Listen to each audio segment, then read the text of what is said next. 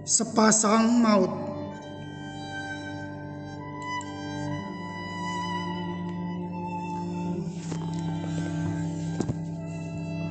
Aku tahu kau telah bersungguh-sungguh mencintai laut. Setiap kau bicara tentang laut, pengalamanmu bersentuhan dengan laut, kerinduanmu kepada laut. Aku melihat laut bergemuruh di matamu. Sekali waktu, ketika kau mengungkapkan pergulatanmu dengan laut, bahkan pernah kulihat laut membentang di bening bola matamu. Dan kalau kau bicara tentang kekasihmu, masalah kantormu, masa lalumu, adik-adik dan orang tuamu, nyaris tak pernah sekalipun tanpa diawali, diselipi atau diakhiri kata-katamu tentang laut. Malah, bukan hanya di permukaan dan kedalaman matamu ketemukan laut, tetapi di seluruh lekuk tubuhmu. Sayangnya, penghangatanku terhadap laut tidak sebergelora, sebergemuruh, seberdebum, atau sehening setakzim kecintaanmu kepada laut. Aku memang tidak pernah bersungguh-sungguh menghayati laut. Juga ketika kau kusuk menafsirkan berbagai sudut dan lekuk laut. Akhirnya, begitu saja kupanggil kau si mata laut. Setiap berjumpa, entah di rumahku, di kantorku, atau di kantormu, atau di mana saja, selalu kupanggil kau si mata laut. Dan kau senang sekali dengan panggilan itu. Meski aku tidak pernah intens menghayati laut, tapi anehnya matamu justru selalu kuamati dengan jeli. Alismu tidak tebal, setipis hamparan rumput di tepi laut. Tulang pelipismu agak menonjol, menyebabkan matamu menjorok ke dalam seperti sebuah teluk. Walau tidak lebat dan lentik, bulu matamu hadir dalam pandanganku seperti deretan daun kelapa yang tumbuh di sepanjang jalan menuju laut. Rambutmu mengembang seperti kebang pohon jati di keluasan hutan yang terlihat dari tepi laut. Dan bola matamu, lipatan-lipatan gelombang itu, meski tidak sebiru laut, memberi kesan kedalaman yang entah di mana dasarnya. Semakin ku tatap lekat matamu, semakin terseret aku ke keluasan laut, ke kedalaman matamu.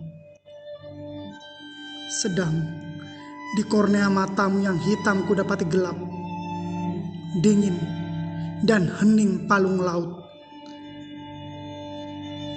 Bertemu denganmu, menatap matamu, bercakap denganmu, sering kurasakan sebagai tamasya ke laut. Tapi sebenarnya aku tak pernah bersungguh-sungguh menghayati laut.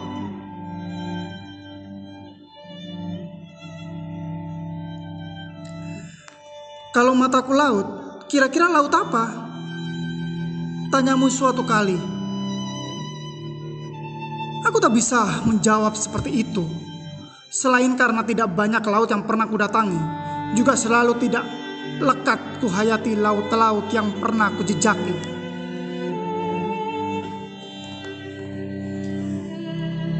Apa laut di mataku seperti maut?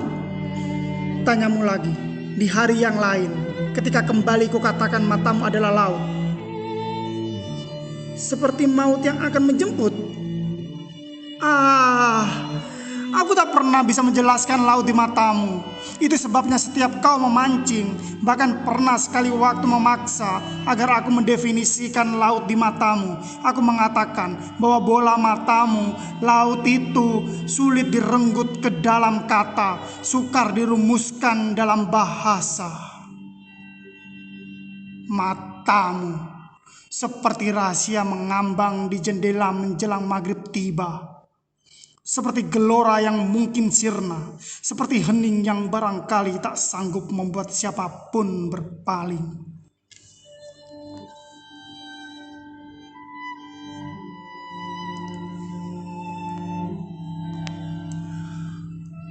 Aku tahu kau telah bersungguh-sungguh mencintai laut. Terhadap apapun kau bisa mengelak, juga kepada kekasih-kekasihmu yang tak satu pun kau miliki pada akhirnya. Hanya kepada laut kau takluk dan bertekuk lutut. Seluruh uangmu, hartamu, tenagamu, dan perhatianmu kau kerahkan semata-mata demi laut.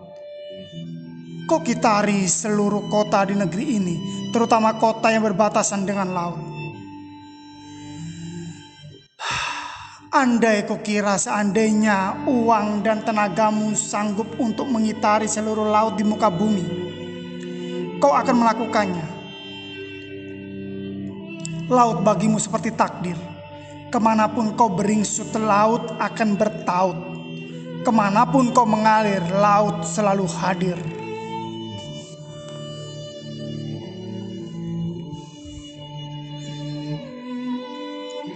Entah sudah berapa ribu kali aku mengamati bola matamu, kelopak matamu, bulu matamu, alismu, tulang di sekitar matamu, dan aku selalu merasa bertemu laut. Tetapi getar apa yang ada di bola matamu, lengkung alismu, deretan bulu matamu, lekuk tulang di sekitar matamu, sungguh aku tak pernah bisa persis menangkapnya. Aku tahu di matamu ada laut, dan setiap bertemu denganmu pada dasarnya bertemu laut. Tetapi seperti ketika aku menjumpai laut di beberapa tempat, aku tak pernah bisa sampai ke geliat pekat laut di matamu. Aku hanya sebatas bertemu, dan karena itu laut seakan berhenti dalam pandanganku, beku dalam penghayatanku. Katakan saja, apa pendapatmu tentang mataku, tentang lautku? Aku ingin sekali merumuskan laut di matamu dengan kata-kata, dengan senandung, dengan tatapan sepenuh penghayatan. Tetapi, itulah kelemahanku, tak bisa bertaut sampai ke sumsum sosok bernama laut. Apakah karena aku orang daratan? Tetapi bukankah kau sendiri orang daratan? Hanya memang setauku, sejak dulu, sejak kita masih sekolah, kau selalu larut dengan laut. Masih terekam dalam ingatan.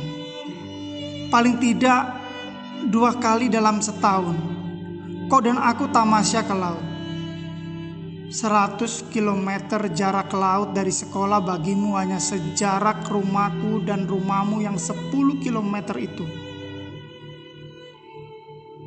Aku juga tahu, selain bersamaku, seringkali kau bertamasya dengan teman lain. Malah ada kalanya kau ke laut sendirian.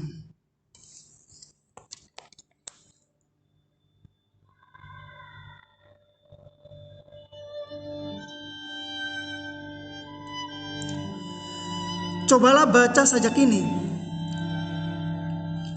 katamu, ketika tak juga aku bisa merumuskan laut, baik laut yang pernah ku jejaki maupun laut di matamu. Rupanya kau tak pernah berhenti membaca sajak. Aku jadi malu, sebab sajak bagiku telah menjadi nomor sekian di belakang rutinitas kehidupan. Sajak persis cuma ku baca dulu semasih sekolah. Itu pun karena tugas guru bahasa, dan lebih-lebih karena aku berteman denganmu.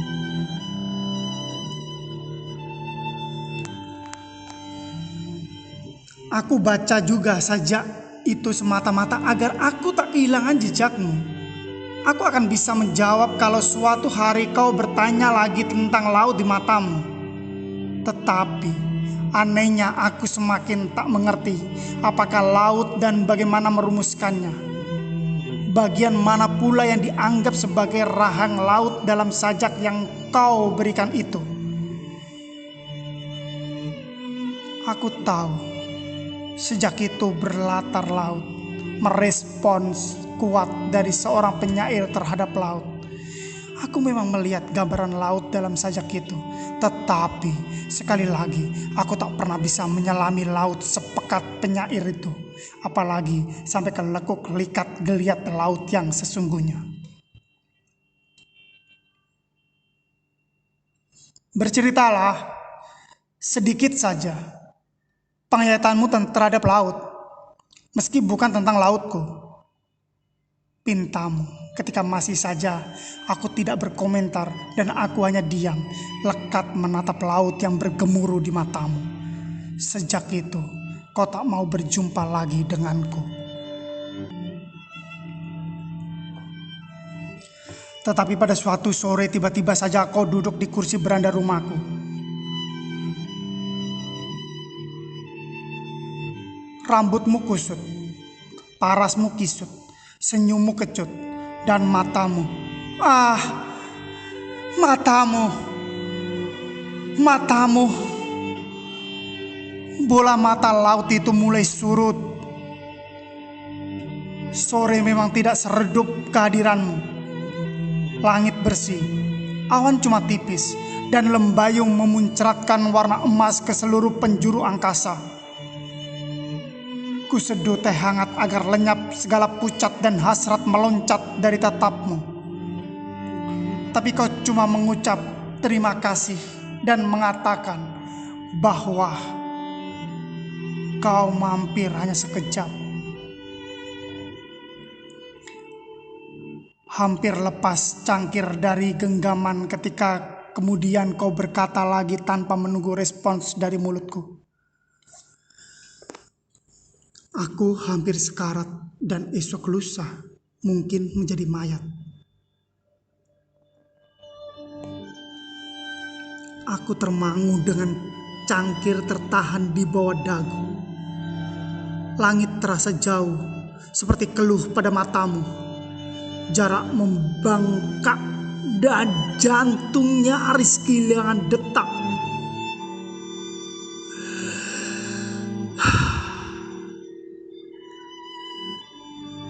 Lautku mulai surut, katamu lagi seperti membaca yang meriak di benakku.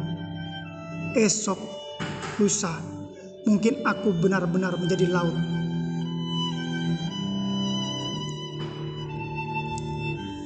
Langit belum tertutup. Cakrawala masih terbuka. Burung-burung kapanis meliuk di keluasan senja. Anak-anak masih bermain pasir, bersepeda dibimbing orang tua atau pembantunya. Menara masjid kukuh di kejauhan menada langit seakan menunjuk akhir segala alir. Dari beranda rumah, di pemukiman berbukit ini, kulihat hamparan bangunan di pusat kota, juga kemuning padi di tepi bukit, lembah yang tak henti menyimpan gairah bagi para penggarap sawah. Tapi memang laut tak ada, juga di bola matamu. Laut mungkin tetap bergemuruh di sebalik gunung-gunung itu, tapi deburnya tertahan seperti juga ombak pada matamu. Bantu aku dengan doa karena itulah yang kini kuperlukan.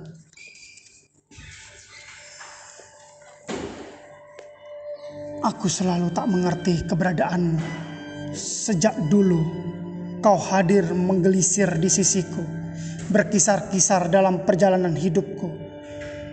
Tetapi aku selalu tak berhasil menafsir, tak berdaya menggambar apa yang ada dalam dirimu, juga dalam mata yang sampai hari ini pun sulit ku baca.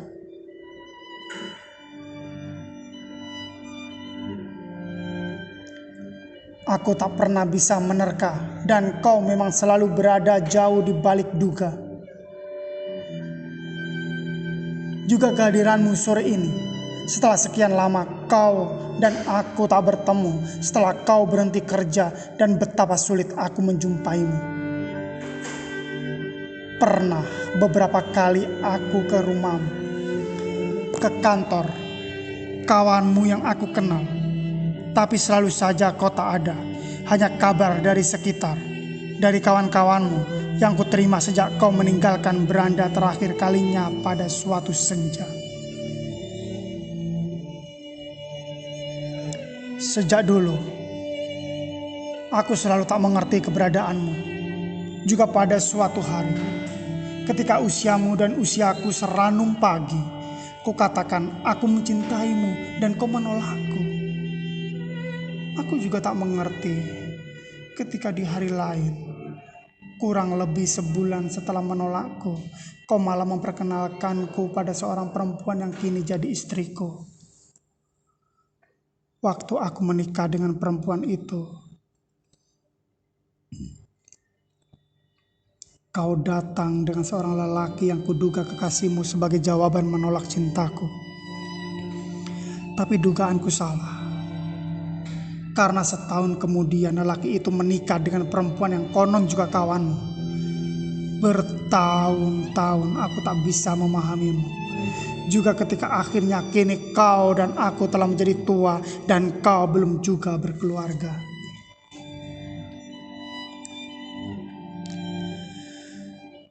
Kau tak pernah mencintai laut, jadi tidak mungkin kita berpagut. Katamu dulu memberi alasan menolak cintaku. Dan selalu begitu ketika kemudian beberapa kali kutanyakan kembali mengapa tidak menerima cintaku. Ketika suatu hari, aku setengah memaksa, betul-betul memaksa. Minta agar kau mengatakan alasan sebenarnya menolakku dan menolak banyak lelaki yang menyatakan cinta padamu. Kau hanya menjawab ringkas, kau harus berusaha menyelami laut. Sejak itulah, aku selalu mencoba belajar keras mengamati laut, menyelami, menghayatinya setiap tamasya. Setiap mengamati lengkung alismu, bulu matamu, tulang di sekitar matamu, dan bola matamu yang laut itu. Aku memang berhasil mengamati laut, memetakan bagian-bagiannya, tetapi selalu gagal menafsir dan menghayati. Jujur, kukatakan bahwa memang sampai hari ini pun aku tak pernah bisa bersungguh-sungguh mencintai laut. Dapatkah itu dikatakan bahwa aku tak pernah sungguh-sungguh mencintaimu? Baiklah. Aku akan berdoa khusus untukmu. Meski sebetulnya selama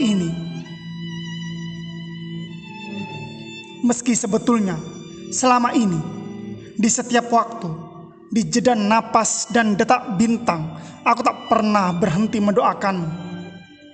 Tetapi kalau boleh tahu, mengapa pula sore-sore begini datang ke rumahku setelah sekian lama menghilang hanya untuk meminta doa?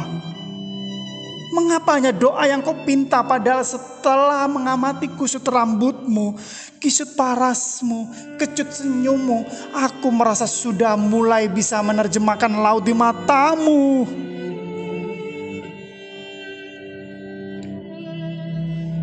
Kau tidak akan pernah bisa memahami laut, apalagi laut di mataku. Kau sakit, aku sehat walafiat. Apa kau punya masalah? Setiap orang punya masalah. Masalah besar maksudku. Andai kau bisa memahami laut. Laut katamu. Aku akan coba menafsirkannya sekarang. Sudah terlambat. Lebih baik terlambat daripada tidak sama sekali, bukan? Mengapa kata-katamu sering klise? Tapi mengapa kau bilang terlambat? Maaf, aku harus segera pulang. Tidakkah kau mau dengar tafsirku tentang laut? Juga laut di matamu. Laut telah berubah. Pasir mungkin akan segera gelap. Sejenak saja, laut telah memanggilku. Kapan kita bisa bertemu lagi? Tidak tahu. Minggu depan? Ya, kalau aku belum dijemput peri-peri dari laut. Peri-peri dari laut?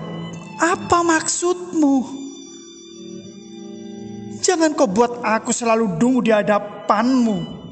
Tapi kau keburu ngeloyor pergi meninggalkanku yang ternganga seperti rahang laut dalam sajak yang pernah kau berikan kepadaku. Aku memang tak pernah bisa memahamimu, tetapi jangan sekali-kali kau tuduh aku tak pernah mencintaimu. Aku sadar bahwa aku tak pernah bisa memahamimu. Juga laut di matamu. Sebaliknya, aku semakin sadar bahwa kau memang telah bersungguh-sungguh mencintai laut.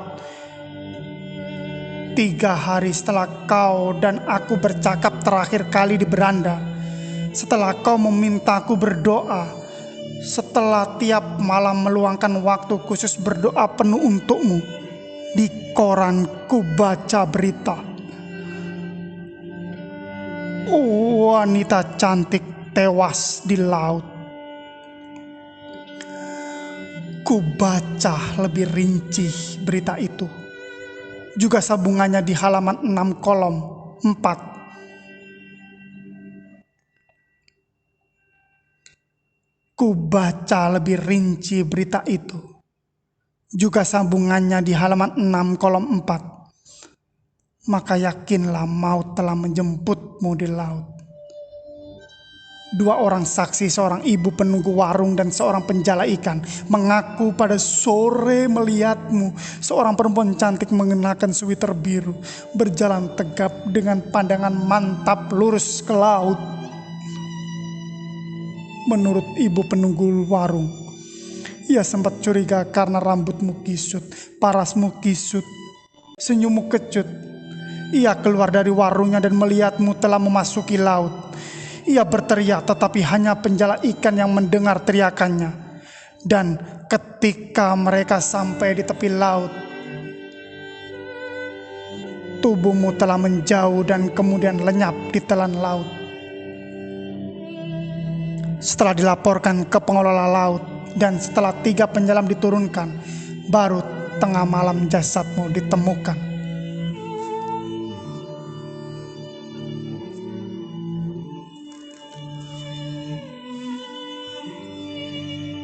Pada bagian tengah berita itu dituliskan desas-desus yang beredar tentang, menurut sumber, sudah lebih dari sebulan kau selalu merasa dikejar-kejar sesuatu. Setiap menjelang maghrib, lanjut sumber itu, selalu ada yang berbisik di telingamu dan bisikan itu datangnya dari arah laut.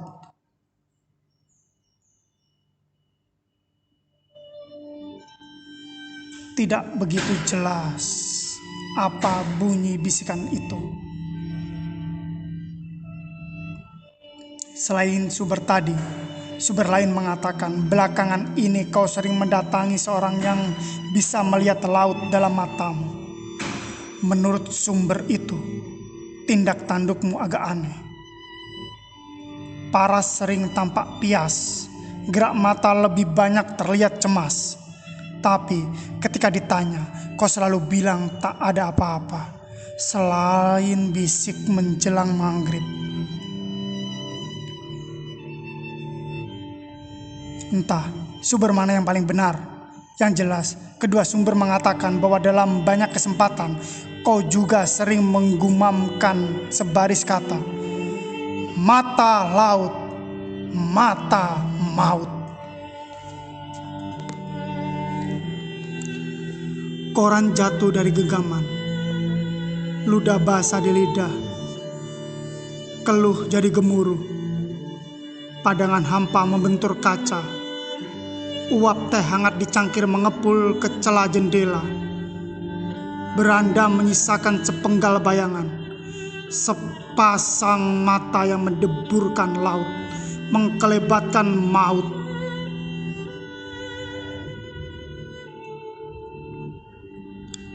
Sepasang mata itu tiba-tiba memancarkan sorot cahaya ke mataku dan aku tersedot gemuruhnya. Pelan-pelan sekali sepasang mata itu bangkit, mengedipkan kelopaknya untukku, membisikkan kata-kata ajakan ke telingaku, membetotku meninggalkan beranda, melintasi jalan di kompleks perumahan, turun ke jalan raya, ke arah laut, hari demi hari, minggu demi minggu, menyisir deret pohon kelapa, menginjak rumputan di tepi laut, membawaku memasuki gemuruh laut. Dan sepasang mata itu tiba-tiba berubah menjadi sepasang maut.